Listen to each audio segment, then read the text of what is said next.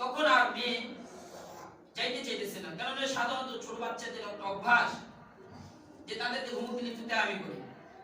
তো মেয়েও একটু তেরামি করলো, না আমি যাবো না, কেন আমাকে ধমক দিলাম।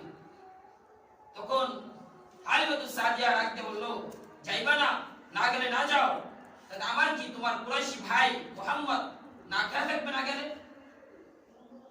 কিন্তু কুরাইশি ভাইকে এই যে দুগ্ধ বোন হালিমাতুস সাদিয়ার মেয়ে খুব ভালোবাসতো, খুব আদর করতো। যখন কুরাইশি ভাইয়ের দোহাই দিল, সাথে সাথে যাওয়ার জন্য প্রস্তুত হয়ে গেল। কিন্তু বললো, আমি যাব ছাগলগুলোকে চড়াইতে, কিন্তু আমার সাথে আমার ছোট্ট ভাই মুহাম্মদকে দিতে হবে।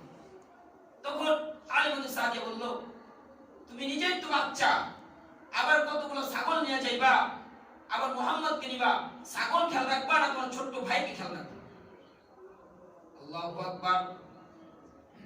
ছোট্ট বোন ডাক দিয়ে বলল, ও মা, মাগো, তোমাকে তো ওই দিনের ঘটনা বলি নাই।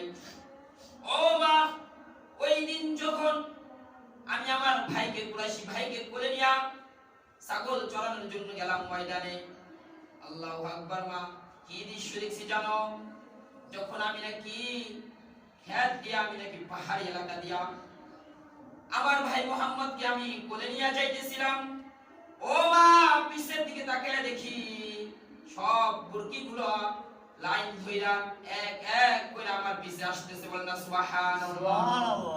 ও মা, শুনে যাই নাই মাগো, আরো করুণ কাহিনী রয়েছে রে মা। আমি যখন ময়দানের ভিতরে, যখন বুরকিগুলো চড়াইয়া, যখন ময়দানে একটা সকালবেলা আমি আমার ছোট্ট ভাইকে কোলে নিয়া আমার ভাইয়ের দিকে তাকায় রইলাম, ও মা, সেই সকাল থেকে সন্ধ্যা হয়ে গেছে, আমি যে আমার ভাইয়ের দিকে তাকাইছি, দুনিয়ার আর কোনো কিছু আমার স্মরণ ছিল না রে মা। ও মা, মুহাম্মদ এত সুন্দর, যার কারণে আমি পৃথিবীর সব ভুলে গেছিলাম রে মা। কিন্তু যখন, ও মা, আমি যখন আমার হুঁশ আসলো সন্ধ্যার সময়, যখন দেখলাম রাত্র হয়ে যাইতেছে, আমার তো তখন কোনো হুঁশ ছিল না, আমি মুহাম্মাদের দিকে তাকাইয়া ছিলাম রে মা। কিন্তু যখন মুহাম্মাদের দিকে তাকাইতে তাকাইতে আমার যখন স্মরণ আসলো যে আমার বুরকিগুলার কি অবস্থা, বুরকিগুলো কই, সারাদিন তো আমি বুরকির কোনো খোঁজে নিলাম না। সেই সকাল থেকে নিয়ে সন্ধ্যা পর্যন্ত আমি তো বুরকির কোনো খোঁজ খবর নিলাম না রে মা। ও মা, জানো না কি মা, কি দৃশ্য হয়েছে রে মা? আমি যখন চিন্তা পেরেশান, আমি যখন আমার ভাই মুহাম্মদ থেকে যখন আমার চেহারাটা উঠাইলাম রে মা, আমি বুরকির দিকে তাকানোর জন্য, যে বুরকির খোঁজ খবর নেওয়ার জন্য, যে বুরকিগুলো কই গেছে রে মা, মারে মা, কি দৃশ্য দেখলাম রে মা।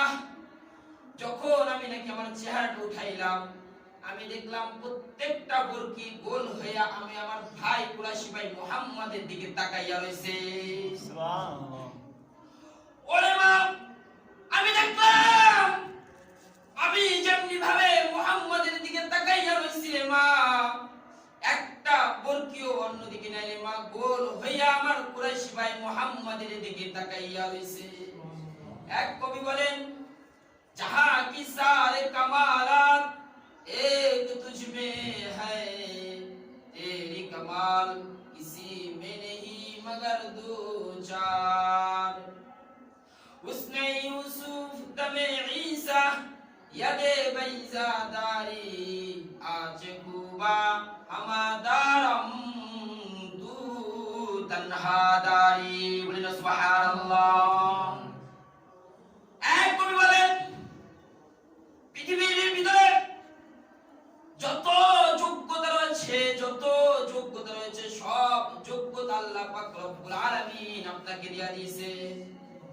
পৃথিবীর ভিতরে যত সৌন্দর্য রয়েছে, ও মুহাম্মদ, সব সৌন্দর্য আল্লাহ পাক রব্বুল আলামিন আপনি মুহাম্মদকে দিয়ে দিয়েছে।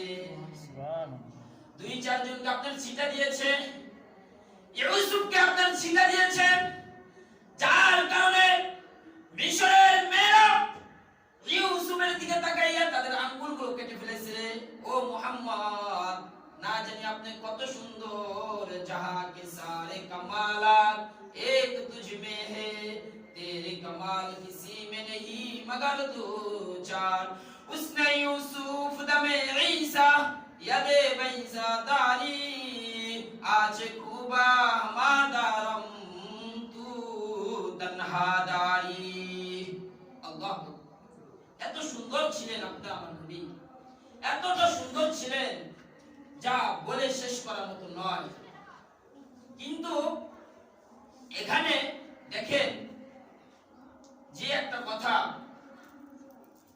যে হুজুর সাল্লাল্লাহু আলাইহি ওয়াসাল্লাম যে দুগ্ধ বোন, উনি মুহাম্মদ অনেক পছন্দ করতেন কিনা বলেন? কিন্তু কি বোন ছিলেন? দুগ্ধ বোন। হালিমাতুস সাদিয়া তিনি কি ছিলেন? দুগ্ধ মাতা। তো আজকে একটা কথা বলা খুব জরুরি এবং প্রয়োজন মনে করতেছি, যেটা না বললেই নয়। খুব বুঝার চেষ্টা করবেন যারা শুনতেছেন বাইরের থেকে এবং ভিতর থেকে। একটা মূল্যবান একটা কথা আমি মনে করি আজকে জুমার মসজিদগুলোতে, প্রত্যেকটা মসজিদে আমার যেটা কথা, যেহেতু বিগত সপ্তাহ অনেকে আলোচনা করছে, এই সপ্তাহ বাংলাদেশে এমন কোন মসজিদ নাই মনে হয় না এই বিষয় নিয়ে আলোচনা করবে না। কারণ আমাদের একেবারে নিকটে আমরা জানি মাতওয়াইল, এখানে মা ও শিশু সেবা একটা কেন্দ্র, হাসপাতাল আছে, আছে কিনা বলেন? আমরা জানি তো আছে। তো তারা একটা নতুন প্রকল্প, নতুন একটা প্রকল্প নিয়ে তারা অগ্রসর হইতেছে, যার বাহ্যিকটা দেখতে অনেক সুন্দর, যার বাহ্যিকটা কি অনেক সুন্দর, এবং তারা যে মন মানসিকতা নিয়ে উদারতা দেখাইতেছে তাও অনেক সুন্দর, কিন্তু ভিতরটা অনেক কালো, অনেক নিকৃষ্ট একটা জিনিস, অনেক বড় ধরনের একটা চাল। তো কি সেটা দেখেন, হিউম্যান দুগ্ধ ব্যাংক নামে, হিউম্যান মিল্ক ব্যাংক, ইংরেজি যেটা কোন নাম, হিউম্যান মিল্ক ব্যাংক নামে। তারা যেই, এটার বাংলা হলো যে তার একটা আমরা জানি সাধারণত কেউ লজ্জাবোধ করবো না, এখানে কোরআন হাদিসের বাইরে কোনো কথা হবে না, এবং যেটা বলা দরকার সেটা বলা দরকার আছে কিনা বলেন? ইসলামী আলোচনা মসজিদ থেকে হবে না। অনেকে খারাপ ধারণা করতে পারেন এই ধরনের আলোচনা কেন হবে, কিন্তু আপনার প্রেক্ষাপটে যদি বলতে হয় তাহলে মসজিদের মেম্বার থেকে এই ধরনের আপনার আলোচনা এবং উচ্চারণ হবে। রাসূল সাল্লাল্লাহু আলাইহি সাল্লাম বলেছেন, আমাদের বলতে কোনো অসুবিধা আছে বলেন? নাই। অতএব যে যেখান থেকে আলোচনা শুনেন, হইতে পারে আমার ভাষাগুলো একটু অন্যরকম হবে, যে কারণ যে ল্যাঙ্গুয়েজ উচ্চারণ করা দরকার সেটা করতে হবে। অতএব কেউ খারাপ মনে করবেন না, কিন্তু এখান থেকে শিক্ষা এবং নিজের পরিচয়, আমরা মুসলমান, আমাদের রাসূল কি বলেছেন, এত সুন্দর রাসূল, এবং আল্লাহ তাআলা কি বলেছেন সেটা আমাদের সকলের জানা জরুরি। আমি যে আলোচনা করতে যাইতেছি, আলোচনাটা হলো হিউম্যান মিল্ক ব্যাংক নামে তারা যে আপনার ব্যবস্থাপনা করছে, এটার বাংলা হলো যে তারা দুগ্ধকে, দুধ, কোন ধরনের দুধ আমরা জানি সাধারণত যখন আমাদের মাদের সন্তান, আমাদের মায়েদের পেটে সন্তান আসে, তখন আল্লাহ পাক রব্বুল আলামিনের একটা কুদরতের মাধ্যমে সন্তান ভূমিষ্ঠ হওয়ার আগে আল্লাহ পাক রব্বুল আলামিন মাদের পক্ষে বাচ্চার জন্য খাবারের ব্যবস্থা, দুধ দান করেন কিনা বলেন? করেন। তো দেখেন পরিকল্পনাটা এবং উপর দিক থেকে কতটা সুন্দর দেখা যাইতেছে, যে তারা চিন্তা ভাবনা করলো, দেখবেন অনেক সন্তান ভূমিষ্ঠ হওয়ার আগে মায়ের গর্ভে থেকে মৃত বের হয় কিনা? তারপর অনেক সন্তান পৃথিবীতে এসে একটু নিঃশ্বাস ফেলানোর পরে মৃত্যুবরণ করে কিনা? তারপরে অনেক সন্তান 4-5 দিন বেঁচে থাকার পর মারা যায় কিনা? যায়। তো অতএব আবার এর উল্টো তো হয়, যেমন অনেক সন্তান ভূমিষ্ঠ হয়েছে, মা মারা গেছে, হয় কিনা বলেন? মা মারা গেছে সন্তানকে পৃথিবীতে আনতে গিয়ে। তা আমি মা বোনদেরকে বলবো, আমি জানি যে আলোচনা করলে আমাদের বাইরে মা বোন অনেকে শোনে আমাদের এলাকার, তারাও ইনশাআল্লাহ শুনবেন মনোযোগ দিয়ে, কারণ এটা আপনাদের জন্যই জরুরি। এই কথাটা আপনাদের জন্য শোনা অতি প্রয়োজন। তো দেখেন, এই যে সন্তানটা মারা গেল, ওই মায়ের পক্ষে যে আল্লাহ পাক রব্বুল আলামিন কুদরতভাবে দুধ দান করলেন, এটা কি বন্ধ হইছে? এটা তো বন্ধ হয়নি। তো তারা হিউম্যান মিল্ক ব্যাংক নামে যেই এনজিও, যেই কোম্পানিটা খুলছে, যে দুগ্ধকে তারা জমা করবে ফ্রিজিং হিসেবে, ফ্রিজিং মানে ফ্রিজের মতো রেখে তারা এই দুগ্ধটাকে জমা করে রাখবে।